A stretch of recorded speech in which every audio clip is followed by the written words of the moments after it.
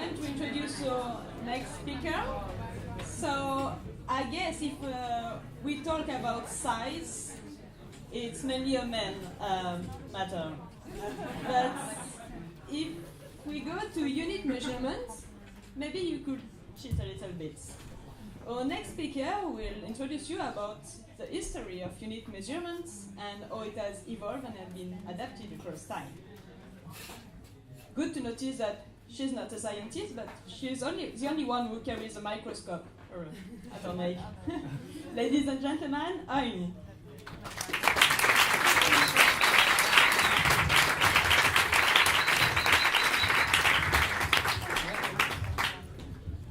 Hello. Like Clementine said, I'm not actually a scientist, so I'm a bit of a cheat here. I'm not doing research like all of the other wonderful speakers you've seen so far tonight, but I do have an interest in science. I think it's pretty fascinating. I'm sure most of you do too, because you bothered to come here. Oh. Thank you, scientist. So yeah, like I said, I have an interest in science, about hearing about the latest discoveries, talking to people you heard today, new advancements, but also the history of science I find quite interesting.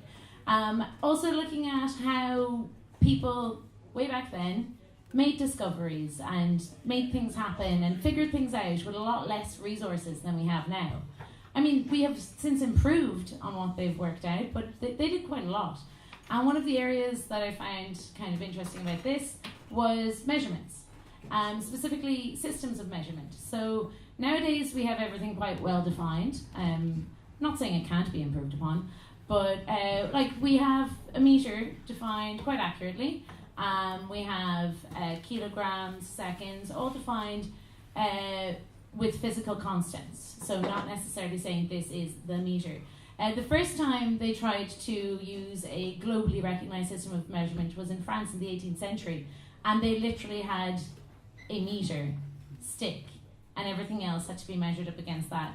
Actually, that was the second attempt. The first one, they, again with the meter in France, they defined it as 1/10,000th of the distance from the equator to the North Pole.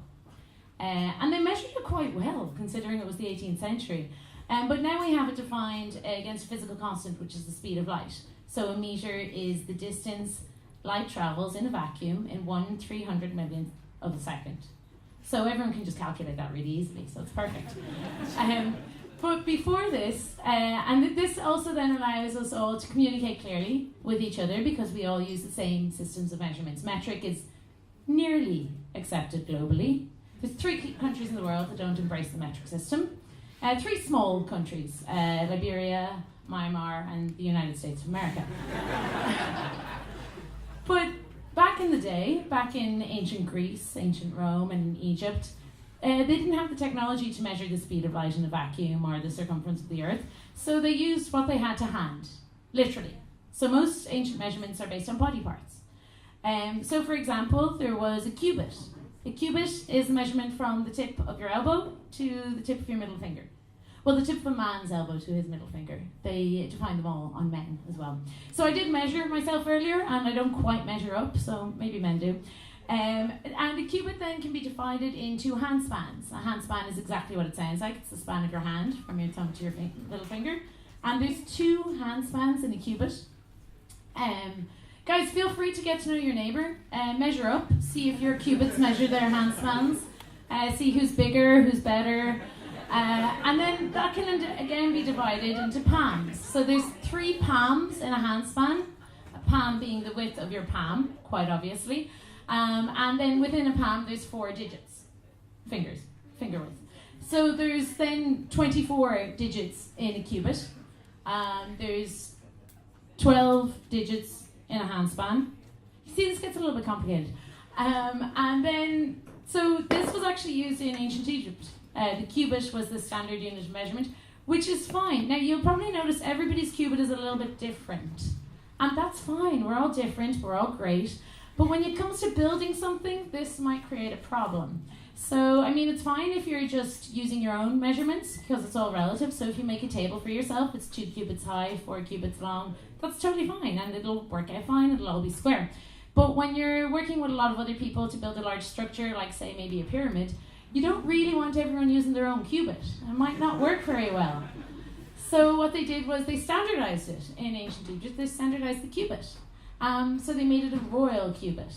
And the standard cubit was 6 palms long, like I mentioned, and you all, of course, remember because it's so intuitive. But the royal cubit was 7 palms long. And this was apparently based on the pharaoh's cubit. So I don't know if he was overcompensating or what.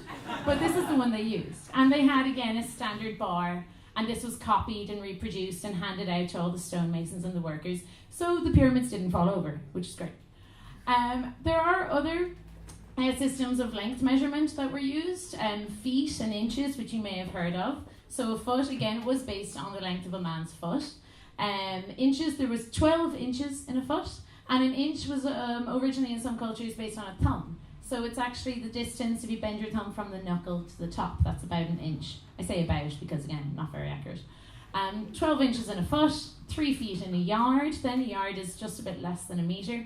And then there are, hold on now, there are 22 yards in a chain, 10 chains in a furlong, and 8 furlongs in a mile, which of course then is 1,760 yards, as we all know. So you can see that this gets a bit tricky, a bit of a problem, and I really do just want to reiterate how great the metric system is. Like, imagine trying to learn that and calculate that in school and just in day-to-day life. Like, so how many centimetres are in a metre? How many metres in a kilometre? All factors of 10, isn't that great? So that makes the things a lot easier. And also the fact that it is now global and we all kind of embrace that together means you can communicate and work with people in all different places and everybody's on the same page and they know what they're talking about. Now there is one thing actually that we use to measure a lot that isn't metricized. So we've metricized time, or length and weight. So for volume as well, they used to have, when they started trying to, sell volumes of things or determine how large something was by volume, what they would do in the UK was fill it with seeds until it was completely full and then count all the seeds. So it might take a while. But now obviously we have it defined more globally and more accurately. And interestingly enough, actually, the kilogram is one of the only SI unit, an SI unit being the international standard, that is not yet defined in relation to a physical constant.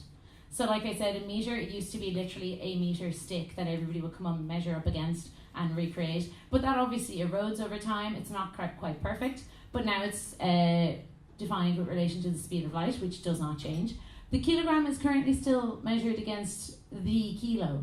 There is literally a kilo in France that is the kilo. It's kept in a vacuum and everything else is measured against that. They're updating it. In 2019, everything will be updated and measured in relation to a physical constant. So that's great. But one thing that we don't have metricized is time. Now, thankfully, we're all on the same page. Everybody uses the same system of time. But it's base 60, which seems a bit strange when you think of everything else. Like, we have 10 fingers and toes, so base 10 makes sense, to me anyway.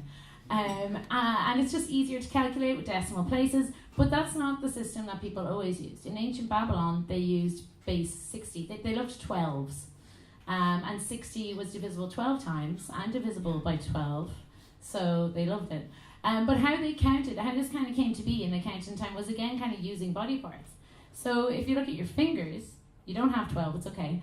But if you count each finger, so you count each segment of each finger, and you count it 3 times. So it's 1, 2, 3, 4, 5, 6. And on you go, and you get, there's 4 of them, so there's 12. And then you say, okay, that's 1 12. And then you do it again, 2 12, and you get all the way to 5 12s, which is 60. And that's how they kind of evolved to use base 60 and 12s for counting time. So I'm not sure if that will ever be decimalized. I was attempting to be like, yeah, I'll just decimalize time for this talk. That'll be grand, and then I'll tell everyone about it. But a little bit tricky. So maybe that's something we can leave for future scientists. Thanks very much.